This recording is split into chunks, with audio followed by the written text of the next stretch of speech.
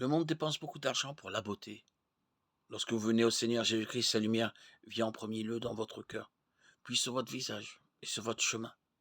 C'est le triple aspect de la lumière divine. Êtes-vous devenu dans ce sens un vase élu de Dieu? Avez-vous un visage si rayonnant que votre femme est obligée de dire: est-ce réellement mon mari? Est-ce le même homme? Avant il était sévère, maintenant il est devenu tellement aimant et tendre. Qu'est-il arrivé? Le Seigneur, pas le prédicateur ou les sermons, mais le Dieu vivant, vous a donné ce visage rayonnant. Et s'il en est ainsi, votre visage brillera de plus en plus, jour après jour, en dépit des épreuves, des ennuis, des tribulations, des difficultés. C'est par un tel visage rayonnant que vous vaincrez l'ennemi. Point n'était besoin d'un avocat pour défendre Étienne. Son visage était pour lui un avocat. Cela peut être la même chose pour vous.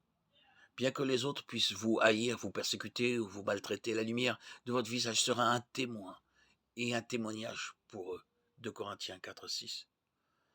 Plus vous compterez sur le Seigneur, plus votre visage sera rayonnant. Des gens que vous ne connaissez pas verront la lumière de Dieu sur votre visage. Et ce jour-là, vous remercierez Dieu, même pour vos souffrances. Remarquez comment Étienne se défend dans Acte 7:2. Il ne dit pas: «Oh, ennemis, écoutez». Toute la foule est contre lui. Cependant, il les appelle frères et son visage brille d'un tel éclat.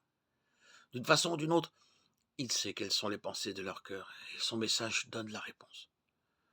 Le Dieu de gloire apparut à notre père, Abraham, lorsqu'il était en Mésopotamie, avant qu'il s'établisse à Haran. Il parla de Dieu comme en Dieu de gloire. Le Dieu de gloire. Les Juifs étaient tellement fiers de leur ancêtre. Ils disaient volontiers notre Abraham, notre Isaac, notre Jacob, notre Moïse. Mais ils n'avaient jamais compris pourquoi Dieu était apparu à Abraham. Il y a de nombreux chrétiens qui disent fièrement qu'ils ne sont pas païens. Ils se vantent d'être chrétiens, mais ne savent même pas la signification du mot chrétien.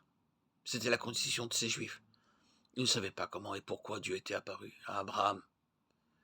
Étienne, rempli du Saint-Esprit, annonça: c'est comme Dieu de gloire que Dieu a apparu à Abraham. Et dans quel but? En tant que nation.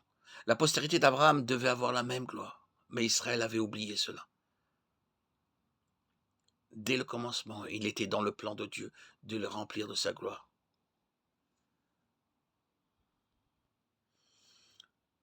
Posez-vous la question, quel est le dessein de Dieu lorsqu'il vous a choisi?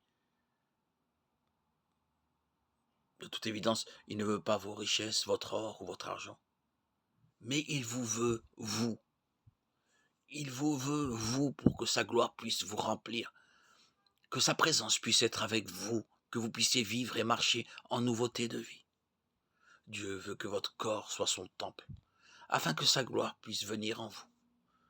C'est la raison pour laquelle il vous a choisi. Êtes-vous disposé, désireux, prêt à être rempli de gloire divine? Alors votre visage sera rayonnant, comme il l'a été pour Étienne et pour tous les croyants qui ont désiré ardemment être des vases, des instruments de Dieu. Quel que soit le lieu ou l'endroit où vous pourrez être, parmi les amis, les ennemis, dans la solitude ou dans une mauvaise situation, votre visage rayonnera de la gloire de Dieu. Dans n'importe quelle famille, quel que soit l'environnement ou les circonstances, en bonne santé ou malade, votre visage brillera encore et encore. Et pourquoi?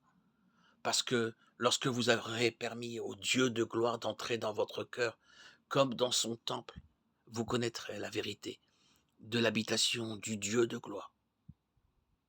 Puisse Dieu nous aider à voir sa gloire et la refléter sur nos visages.